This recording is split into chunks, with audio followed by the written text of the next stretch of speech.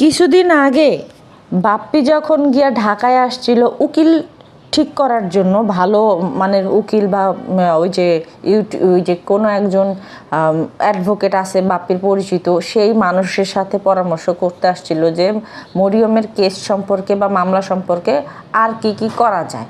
তো এটা নিয়ে যখন বাপ্পি আসছিল করতে, ওই যে মানে সব কিছু আলোচনা করতে, তো তখন সেই সময় গিয়া কিন্তু আবার তিশা, সাবিনা, মিম একটা রিসোর্টে গেছিল, আপনাদের মেবি মনে আছে।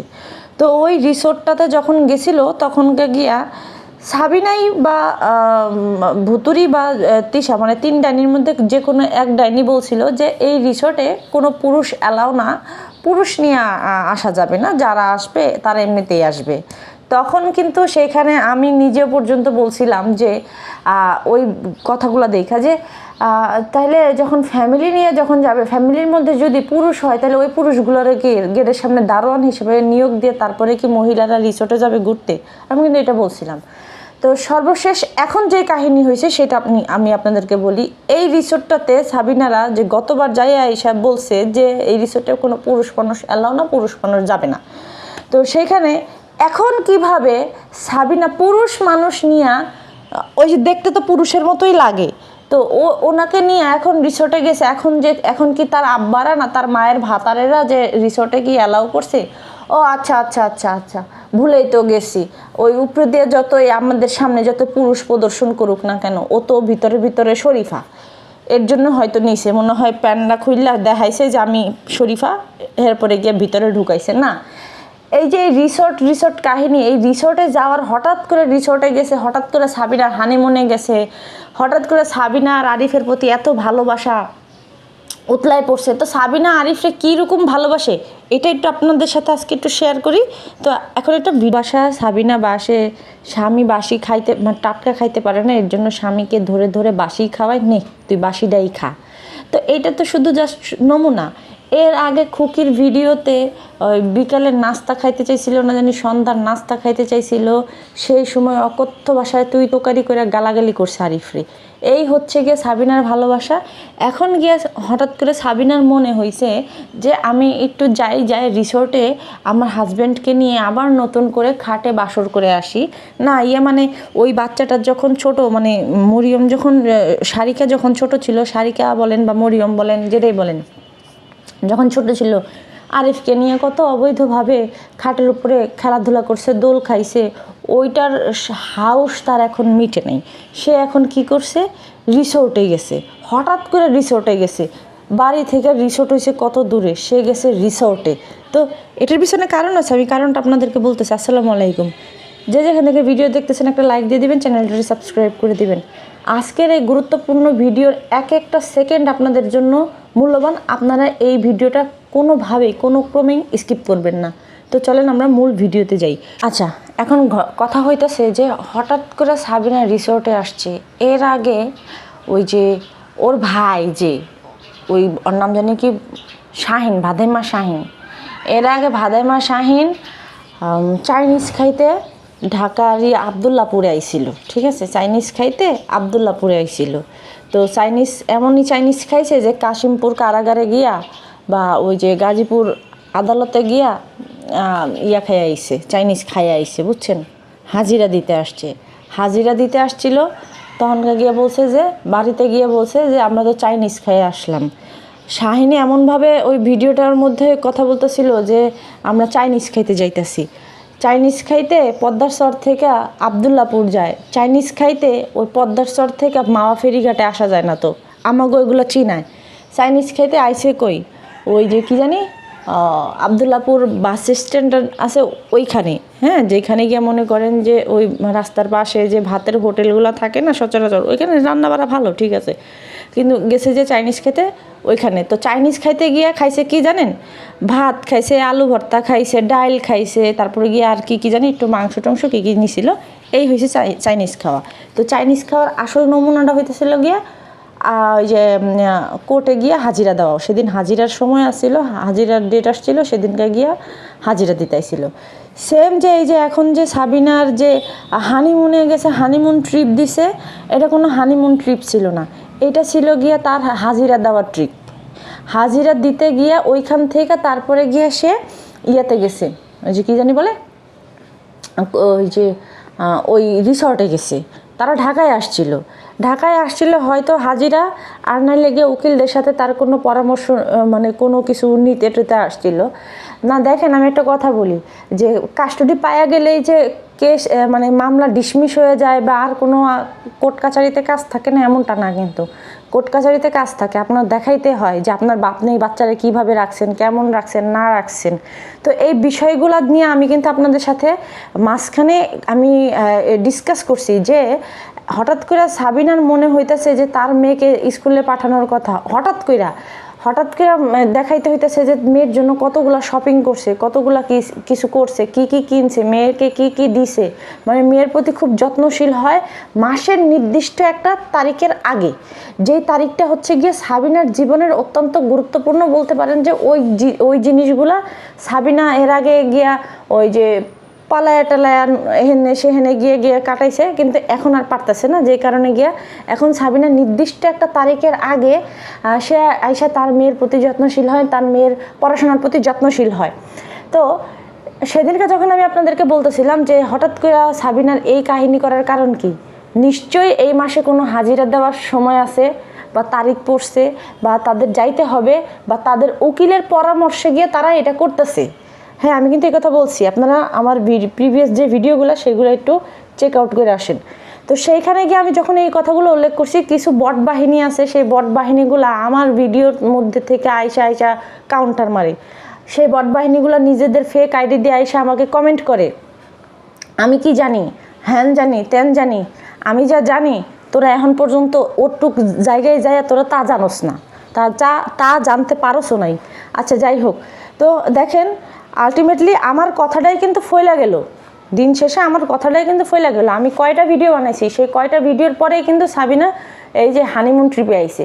তো এই হানিমুন ট্রিপে আসনের আগে গিয়া হঠাৎ করে সে হানিমুনে আসবে, হানিমুনে আসার কথার আগে মিমের ভিডিওতে মেবি নাইলে গিয়া খুকির ভিডিওতে দেখা গেছে যে ঢাকায় আসবে, বলতেছিল যে ঢাকায় আসবে, ওই সাবিরা বলতেছিল যে তারা ঢাকায় আসবে।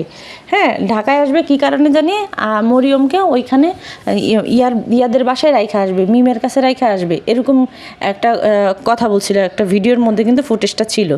তাহলে হানিমুন ট্রিপে যদি যায় তাহলে সরাসরি তাদের বাড়ি থেকে ওইখানে ওই জায়গায় চলে যাবে, ওই রিসোর্টে চলে যাবে, তাদের তো ঢাকা আসার কোনো কথাই নাই।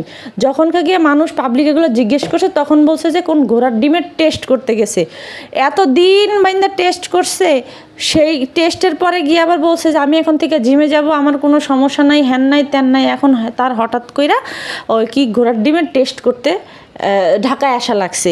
কত বড় মিথ্যাবাদী, কত বড় চালাকের চালাকও মনে করছে কি এগুলো মানুষ বুঝতে পারবো না।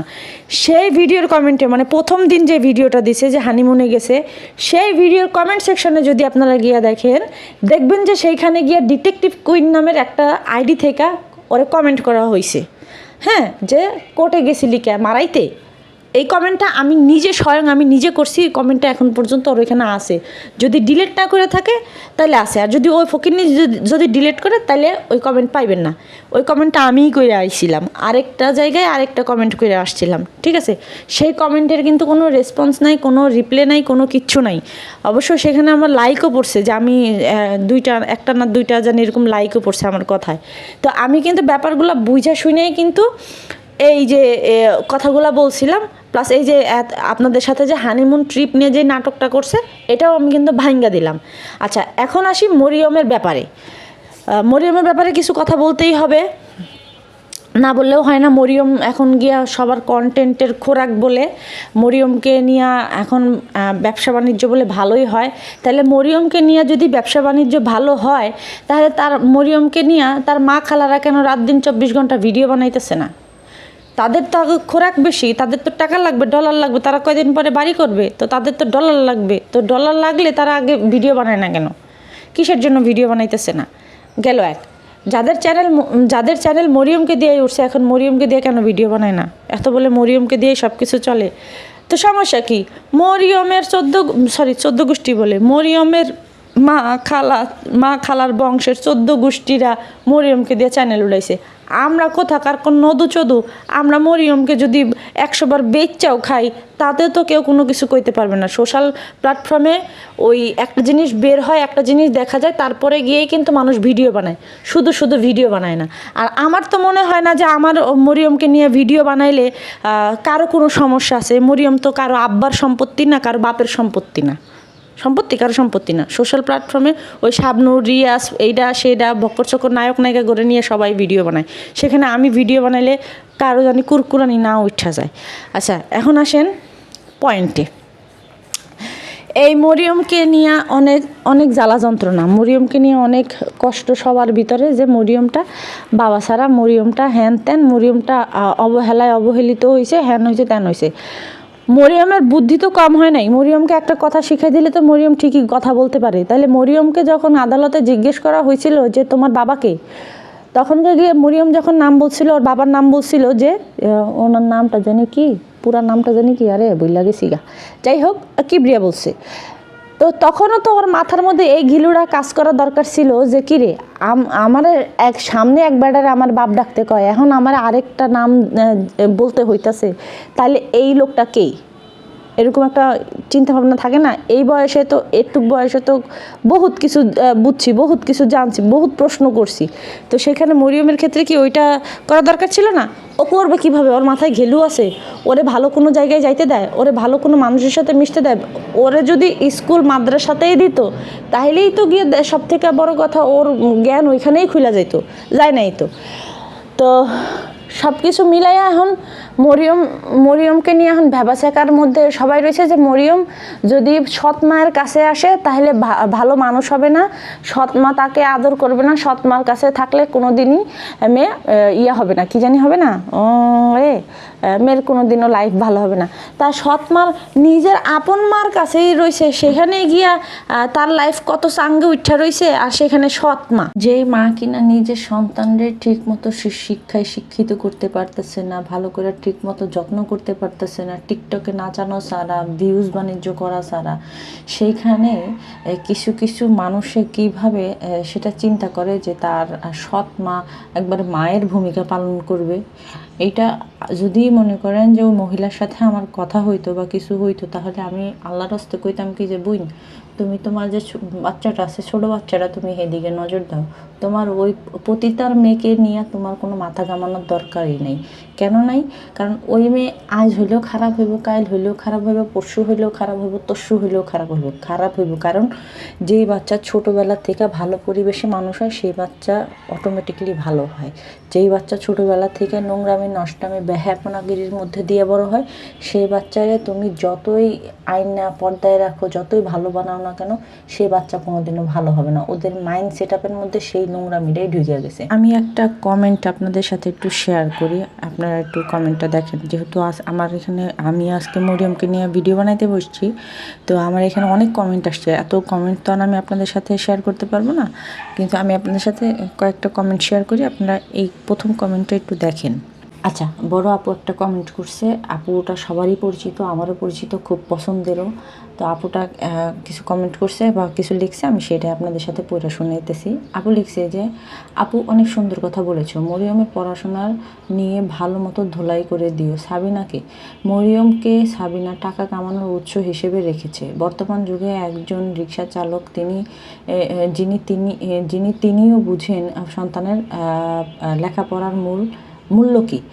কোনোভাবেই সাবিনা এবং আরিফ মরিয়মের পড়াশোনার বিষয়ে দায় এড়াতে পারে না। মরিয়ম কোন স্কুলে পড়ে, বয়স অনুপাতে কোন ক্লাসে পড়ে, ক্লাস টিচারের নাম, প্রধান শিক্ষকের নাম ইত্যাদি বিষয়ে জানার অধিকার রাখে মরিয়মের বাবা, মহামান্য আদালত এবং আমজনতা। পড়াশোনায় মরিয়মের ক্লাস পরীক্ষা এবং অর্ধবার্ষিকী ও বার্ষিকী পরীক্ষার ফলাফলও সাবিনা প্রকাশ করতে বাধ্য থাকবে।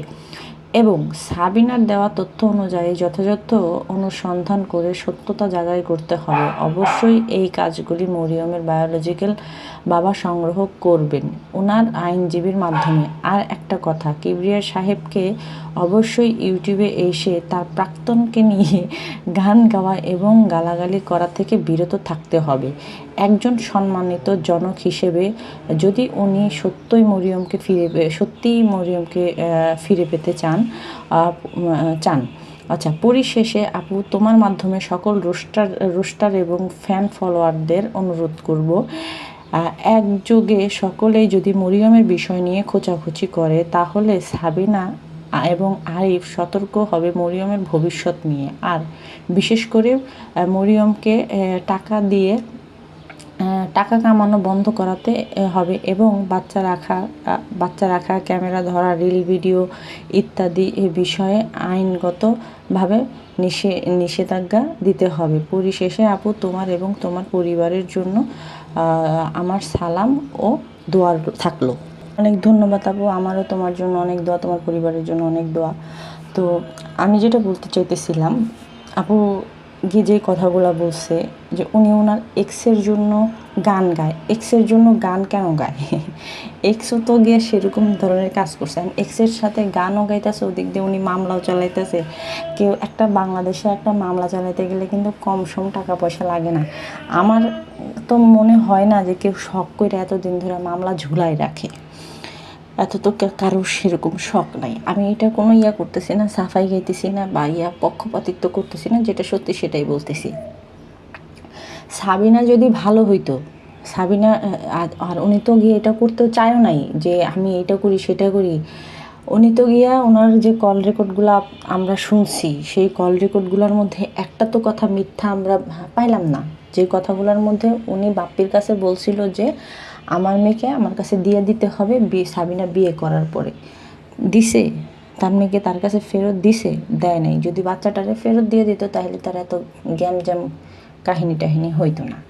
আর এক্সের সাথে এক্সের নিয়ে গান গায়। আমার মনে হয় যে এটা আমার থেকে উত্তর ভালো উনি দিয়ে দিতে পারবে যে উনি কেন এক্সের নিয়ে গান গায়। আমার মনে হয় এক্সের কথা মাঝে মধ্যে মনে পড়ে, ওই অতি সুখে পাথর হয়ে গেলে যেরকম একটা ব্যাপার থাকে, এটাও মনে হয় সেরকম, যে সে অতি সুখে পাথর হয়ে গেছে। তবে হ্যাঁ, সাবিনার যে মিথ্যাচারিতা করে আমি কয়েকবার ধরছি, কয়েকবার করছি। আসলে ওই যে কথা বলে না যে জাতের মানুষ যদি না ধরা যায় তাহলে কিন্তু শক্ত একটা উকিল না ধরা গেলে কিন্তু গিয়ে মামলা সেরকম ঢল করবে। তো ওনারে যে বুঝাইছে সেও এরকমভাবে বুঝছে।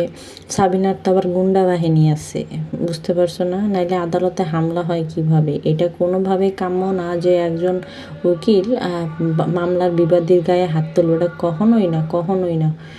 তো সেখানে গিয়ে সাবিনার উকিলে গিয়া গায়ে হাত তুলছে, তারপরে হ্যারাসমেন্ট করছে, গুন্ডা বাহিনী পালে দেখেই তো করছে, তাই না? তো এই হইতেছে গিয়া বিষয়। সাবিনার যে জিনিসগুলা, এই যে লেখাপড়ার যে কথাগুলো আপু তুমি বললা, লেখাপড়ার যে বিষয়গুলো আপুটা বলছে, যে রেজাল্টের কথা বা পড়াশোনার কথা, সাবিনা তো ওই যে ওইখান দিয়ে ক্লু দিয়ে দেয়, মানে সাবিনা তো ওইটার রাস্তা মাইরা দেয়। সাবিনার উকিলরা বলে যে আপনি মাসে একটু পড়াশোনার দেখাবেন, মাসে একটু মেয়ের কেয়ার দেখাবেন, মাসে একটু বন্ডামি ফাত্রামি এটা সেটা করবেন, ব্যবস্থা করা লাগে আমরা দিক দিয়ে কইরা দিব।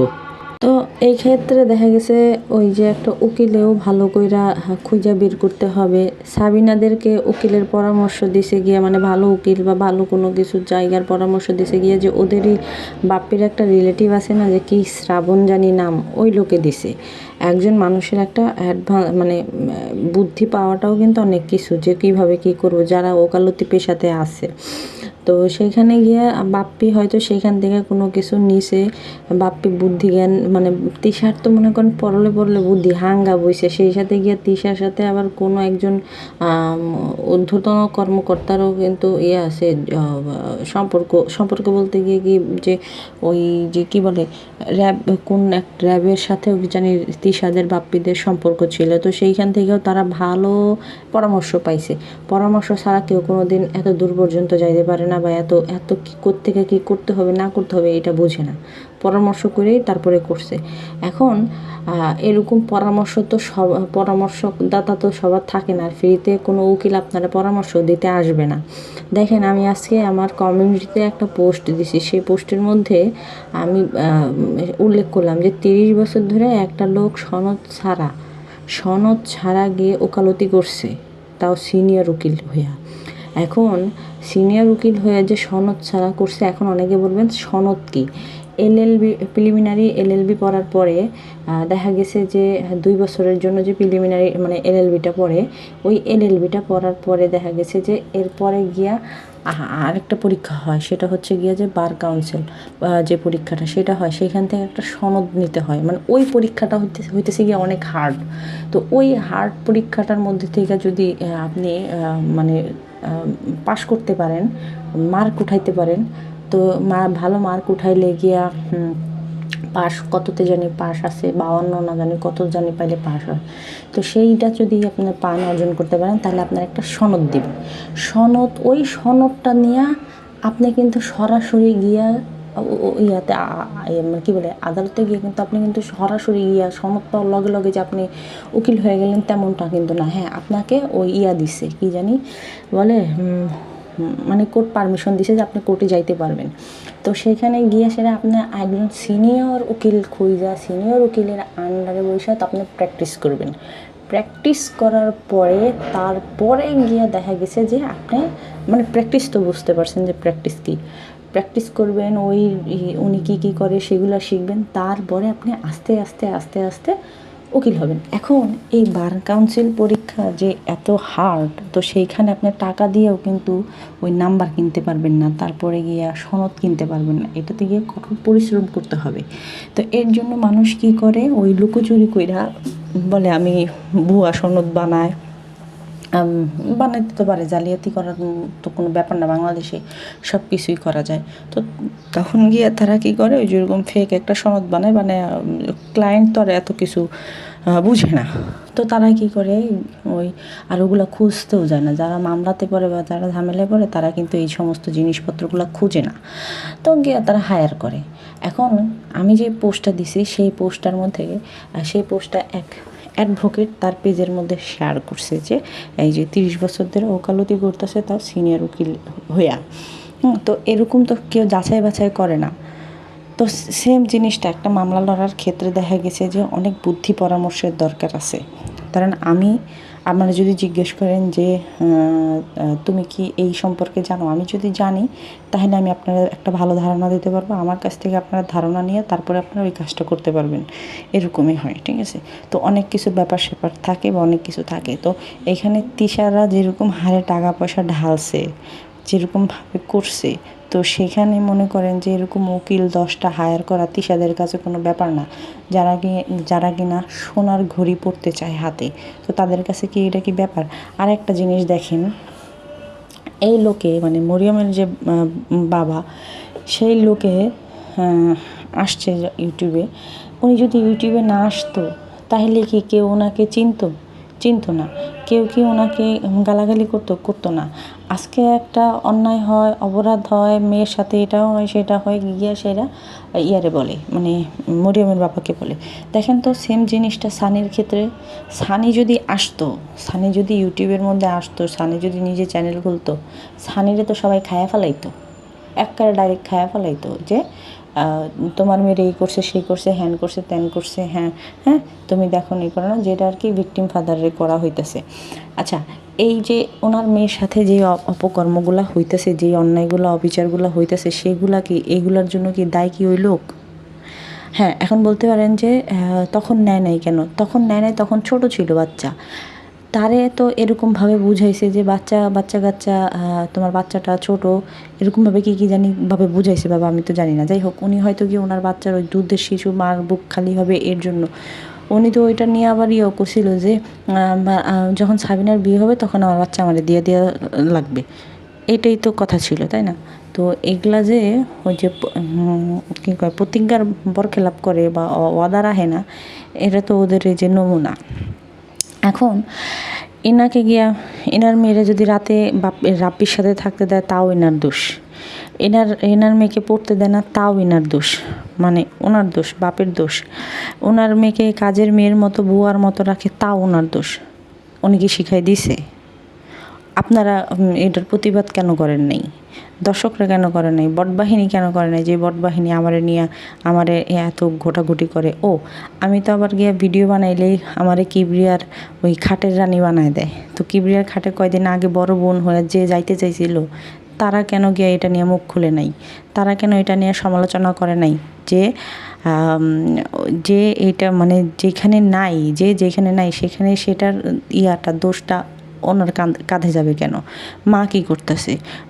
মেয়ে সন্তানদের হেফাজত করা বা মেয়ে সন্তানদেরকে দেখে রাখার গার্ডিয়ান হইতেছে গিয়া মা। বাবারা তো সবসময় বাসায় থাকে না। তো সেখানে মা যদি গিয়া পরপুরুষের খাটে উঠায় দেয় তাহলে বাপে কী করব? বাপে কী করবে? তো সেম জিনিসটা সানির ক্ষেত্রে যদি হইতো, সানি না এসে অনেক ভালো করছে, সত্যি কথা। সানি যদি আসতো তাহলে আপনারা গিল্লা খাইতেন। দেখেন ফেসবুকবাসীরা এদেরকে লাথি উষ্টা মারে, জুতা মারে যে আপনারা কেন এদেরকে বয়কট করতেছেন না? যে ছোট ছোট বাচ্চাদের ভিডিও দেখে, ভিডিও বানায়, ছোট ছোট বাচ্চাদেরকে দিয়ে নাচায়, রিলস বানায়, হ্যান করে ত্যান করে ঢং করায়। তা আপনারা কেন এদেরকে বয়কট করতেছেন না? তো মানুষ কিন্তু এটার জন্য ডাক দিতেছে যে আপনারা কেন দেখেন। সেম জিনিসটা ইউটিউবে যদি ছড়াই দেওয়া হয় যে আপনারা কেন দেখেন, আপনারা বয়কট করেন বা আপনারা টাকা দিয়েন না, ভিউজ দিয়েন না, তাহলেই তোরা সাবধান হয়ে যায়। আপনারা 1 মাস খিচকায়া থাকেন, আপনারা কেন একটু দেখতে চান যে কী হইলো না হইলো, কী করে না করে? আপনাদের দেখা দেয়া কাম কি? আপনারা খারাপ জিনিসটা অ্যাভয়েড করে যান, দেখবেন গিয়ে দুনিয়ার সব কিছু ভালো হয়ে যাবে। আমি আপনাদের সাথে আরেকটা কমেন্ট শেয়ার করি, চলেন। কমেন্টে বলছে আপু সাবিনার একদিন আগের ভিডিও টাইটেল সাবিনা কি বোঝাতে চাইছে? ভিডিও টাইটেল ইংলিশে লিখেছে will she come to her father's house. এর মানে কি? সারিকা কি তার বাবার কাছে যাচ্ছে? বর্তমান অনেকেই বলছেন যে কিবরিয়া ভাইয়ের নাকি সারিকাকে ওনার কাছে নিয়ে যাওয়ার কোনো ইচ্ছে নেই। এই কথাটি যদি সত্যি হয়ে থাকে তাহলে ওই রাক্ষসের গোষ্ঠীর সাথে উনি এতদিন ধরে কেন যুদ্ধ করে যাচ্ছেন? আবার অনেকে বলেন যে সারিকা তার বাবার কাছে আসুক, সেটা হৃদার আম্মু চায় না। এটা যদি না চাইতো তাহলে আরও বেশি ভালো হইতো, আমি খুশি হইতাম। কিবরিয়া ভাই বহুবার দর্শকদের বলেছেন উনি হৃদার আম্মুকে বিয়ে করার সময় সারিকার কথা বলেই বিয়ে করেছেন এবং হৃদার আম্মু ও সারিকার ব্যাপারে কোনো আপত্তি নেই। বরং আমি নিজেই দেখেছি যে হৃদার আম্মু কিবরিয়া ভাইয়ের সাথে সারিকার জন্য 2 ব্যাগ জামা আর খেলনা কিনেছে এবং সারিকাকে দেখতে সাবিনার বাসায় গিয়েছে। আমি যতদূর ওই মহিলাকে দেখেছি তাতে আমার কাছে ওনাকে সারিকার ব্যাপারে বেশ আন্তরিক হতেই দেখেছি। বিভিন্ন সময়ে ওনার কথাবার্তাতেও সারিকার প্রতি ওনার আন্তরিকতা প্রকাশ পেয়েছে। বেল্লালের মতো বাটপারকে শাবাশি দিতে আমরা 1 সেকেন্ডও সময় নেই। তিনি মিনি বেগমের মতো বিশ্ব বেয়াদবের মধ্যে আমরা আদব খুঁজি। শারমিনের মতো স্বার্থপরকে আমরা অসহায় বানিয়ে ফেলেছি, অথচ একজন ভিকটিমকে খোঁচা মারতে আমাদের মোটেও খারাপ লাগে না। দেশের আইন কেন ধীর গতিতে চলে? সেই দোষও ভিকটিমের, আবার আদালতের রায়ের দায়ভারও ভিকটিমের। আমাদের আসলে করার কিছুই নেই। আমরা শুধু একদল অসভ্যদের নতুন ফার্নিচার কেনা, নতুন বাসা খোঁজা, নতুন বাসায় ওঠা, তাদের বাচ্চা হওয়া, তাদের এই দিবস সেই দিবস পালন, গহনা কেনা, এসব দেখব এবং তাদের ডলার দিয়ে আরও বেশি করে এই জিনিসগুলো দেখাতে উৎসাহিত করব। বাকি গালাগালি দেওয়ার জন্য তো কিবরিয়া আছেই। যখনই দেখব যে সাবিনা সারিকাকে কষ্ট দিচ্ছে তখনই চলে যাব কিবরিয়াকে খোঁজাতে। সানি ইউটিউবে না এসেই ভালো করেছে, তা না হলে সানিকে কেউ শান্তিতে থাকতে দিত না। সানি জানে ওই ফেরাউনদের সাথে যুদ্ধ করে সে পারবে না, আর তাকে সমর্থন করতে কেউ এগিয়েও আসবে না। আমি একটু আপনার সাথে অ্যাড করতে চাই, আমি জানি না কারা এই ধরনের কথাবার্তা বলে। আসলেও আমি মানে কি বলবো, ওনাদের জন্য এক বালতি সমবেদনা ছাড়া আমার পক্ষের থেকে আর কোনো কিছু ঢালা বলার মতো নাই। আচ্ছা, যেটা হইতেছে গিয়া যে যারা এই সমস্ত উল্টাপাল্টা কমেন্ট করে বা উল্টাপাল্টা কথা বলে, তো তাদের মনে কি একটা প্রশ্ন জাগে নাই যে কিছুদিন আগে যে সারিকার দাদি মারা গেছে, সাবিনা কেন দেখতে দেয়নি? সাবিনা কি তার সন্তানকে দেখতে দিছিল যে তার দাদি মারা গেছে বা তার দাদির সাথে তার কোনো পরিচয় নাই বা কোনো কিছু নাই? এক সেকেন্ডের জন্য চিন্তা ভাবনা করে কি বলছে যে তোমার দাদির শেষ দেখা দেখো? বা ও দায়িত্ব নিয়া বা ওরা দায়িত্ব নিয়া কি একজন মানুষ মারা গেলে তো আর তার সাথে কোনো কিছুই থাকে না, তার মানে যত যাই হোক, শত্রু হোক না কেন, কোনো কিছু তো থাকে না। তাহলে এটা কি করছিল? আর তাহলে এটা কি করা অন্যায় হয় নাই, অপরাধ হয় নাই? তো এইগুলা কি কেউ উঠাইছিল? এই কথাগুলা কেউ উঠাইছিল? কেউই উঠায় নাই। যেই মহিলা গিয়া সাবিনার দরজার সামনে থেকে অপমানিত হয়ে আসছে, যেই মহিলাকে আমরা ভিডিওতে দেখছি যে মহিলার সামনে চিল্লাচিল্লি করছে, সেই মহিলাকে বসতে পর্যন্ত দেয় নাই, ইভেন দাঁড়ায় ছিল। তারপরে মুরব্বী মানুষ দেখা বাবুর কাছ থেকে সারিকার বাবা একটা চায়া নিছে, চায়া নিয়ে তারপরে বসতে দিছে। আমরা তো এগুলো দেখছি। তো সেখানে গিয়ে কি এগুলা মনে হয় নাই যে এগুলো অন্যায় হয়েছে? তো যাই হোক, আমি আজকে এই কথাগুলো বললাম, আমার এই কথাগুলো বলার দরকার ছিল। সাবিনার বাটপাড়ি আপনাদেরকে ধরায় দেওয়ার দরকার ছিল। আপনারা শুধু ওদেরকে ভিউ দিয়ে আসবেন, ডলার দিয়ে আসবেন প্লিজ। আমি মন থেকে দোয়া করি যে আপনাদের ঘরেও জানি একটা করে বেশ্যামাগি হয়, একটা করে পতিতার জন্ম হয়, আপনাদের সন্তানরাও জানি একটা বেশ্যা হয়, একটা মাগি হয়, মাগিবাজ হয়, যাতে বেড়া রাখতে পারে 10টা করে। যারা এদেরকে গিয়ে সাপোর্ট করতেছেন, বাহাবা দিতেছেন, তাদের জন্য এই দোয়াটাই আমি করি। আপনারাও আমার সাথে যারা আমার সাথে একমত, তারাও এই দোয়াটা করেন। অন্তত পক্ষে আমার কমেন্ট সেকশনে আমিন লেখা দিয়া যাইন যে আমার কথার সাথে আপনারা একমত। আমি দোয়া করি যে বা যারা এই ধরনের কথাগুলা বলে, হ্যাঁ, এই ধরনের ইয়াগুলা মানে সাপোর্ট করে, সাবিনাদেরকে গিয়া সাপোর্ট করতেছে, সাবিনাদের পক্ষপাতিত্ব হয়ে আইসা আমার কমেন্ট সেকশনে এই মানে চাকু ঘুরাইতেছে, ওদেরকে বলি, মানে ওদের উদ্দেশ্যে খালি একটা মাত্রই দোয়া যে ওদের ঘরেও জানি ওদের মা বোন, মানে ওদের 14 গোষ্ঠীর মধ্যে যত মহিলারা থাকুক না কেন, জানি একটা করে 10টা করে প্যাট হয়, হাঙ্গা হয়, বেশ্যা হয়, বেশ্যার খাতায় নাম লেখায়।